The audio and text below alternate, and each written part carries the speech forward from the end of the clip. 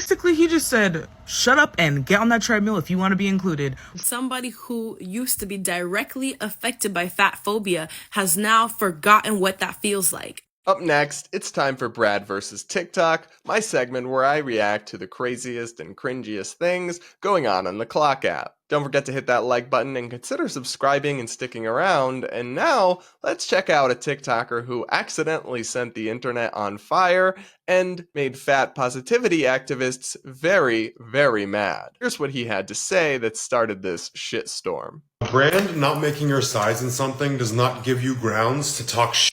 Degrade the brand. Brands are allowed to want a certain look and image with their products. They are allowed to make things for the people they want to make them for. I've been seeing too many people talking shit recently, and it's me off. People are allowed to have preferences, and brands are allowed to create an image with what they want and have a specific type of person wear what they have. Not everybody needs to be catered to by everything and everyone. And this is a lesson I had to learn when I used to think clothes just weren't flattering. No, babe, the body wasn't flattering. But a lot of brands don't make my size and a lot of shit still. And if a piece of clothing is not flattering on you, it doesn't mean the item or product is not flattering or is not good. It's not made for you. I'm a size 16 shoe. A lot of brands don't make my size. Do I waste my time and lend my energy and focus to what I don't want and what I can't have and attacking brands for not making my fucking size? No. Every single human being is very powerful. You have to be careful with where you put your attention and your focus. For you to stick your attention and your energy on what doesn't work for you, what is not made for you, and what brands don't want you to wear their you're never gonna have mental space to think and look for and discover brands that are made for you. You can't keep focusing on what you don't want and find what you do want. Get your fucking attention off of the shit that's not for you and the things you don't like. I'm never gonna find my size in shoes that I like if all I'm doing is sitting here crying how most brands only go to a 13. I'm gonna go buy the shoes that go to my size. But key point here, if my focus is nothing but stuck on the brands that don't make my size, I'm gonna feel nothing but frustrated, irritated, singled out, and pissed off. That's a waste of your energy. Being a human being is a very valuable experience and it's a very precious thing.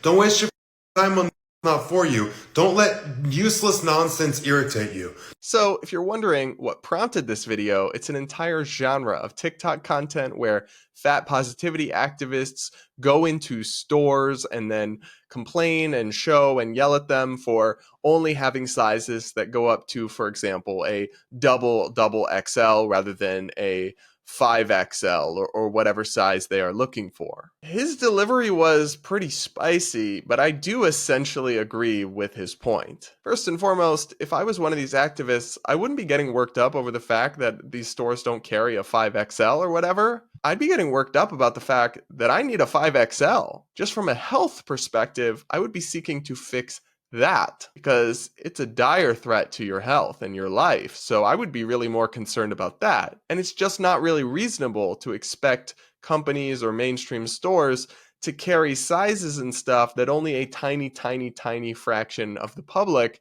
actually uses. And I really related to this guy's example of foot size because my shoes are a size 14. As you probably know, shoes for men in stores almost always stop at 13. So my whole life, I have always had to order custom shoes online or from special stores that have big shoes, and my choices and my options have been severely limited. And that's over something like shoe size that you can't control, not your body weight, which in almost all circumstances is within your control. But I've never felt like that's somehow these stores doing me dirty or victimizing me. It's always just been kind of a fact that I've dealt with and not really worried about too much because I know there aren't very many people with shoes this size, so it wouldn't be reasonable to expect them to carry every option in a size that almost nobody wears. I keep the same energy for these fat positivity activists, but they don't. They have a very different attitude and they feel very entitled to be catered to by the entire world. So his video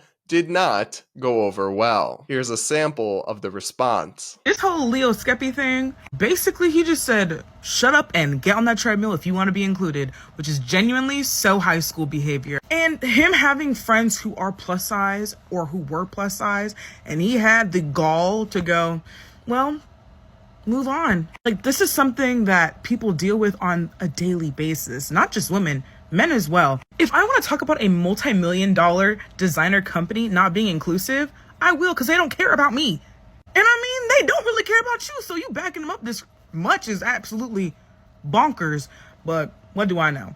All I know is this is high school behavior, bruh.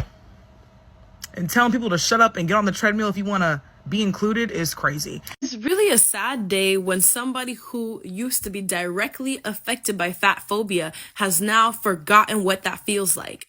Now that you're on the other side of things, now that you're no longer fat, you then think it's okay to spew fat phobic rhetoric? Everybody deserves to have clothes to wear.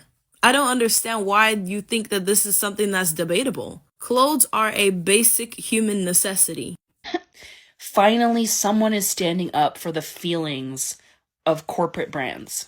Finally! It's been too long. They don't deserve it because of all their feelings and stuff. So, start. If a brand not making my size doesn't give me grounds to talk shit or degrade them, then why am I still in their mission statement? Why do they call themselves size inclusive, even though they stop at an XXL? So, as you can tell, these responses are kind of unhinged. They're acting like they're being denied a human right, like, babe, you can order whatever size you need online. It's not that deep that Macy's only carries up to a double XL in person. The only semblance of a point I think these activists kind of have is when they're criticizing brands that say they are size inclusive or have sizes for everyone.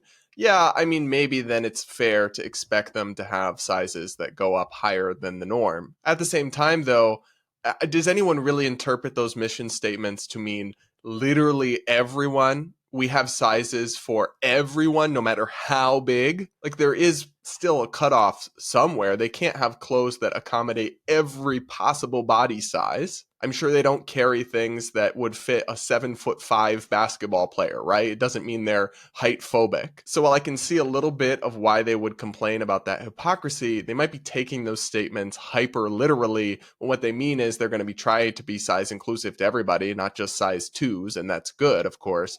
But, I mean, you can't then expect them to have literally every possible size of everything they sell. Well, I guess you can expect that. You're just not being reasonable. Unfortunately, this original creator did kind of cave to the backlash and issue an apology. I don't think he should have apologized. One, because I don't really think he did anything that wrong. And two, because an apology never helps in these situations. It just kind of feeds the frenzy and often makes the woke mobs even more mad for some reason. But what do you guys think about this whole saga? I mean, do you have sympathy for any of these fat activists who are upset, or do you feel bad for this guy, or do you even think he was right to apologize? Let me know in the comments. I do want to hear from you, even if you disagree with me. And don't forget to hit that like button, and please do consider subscribing.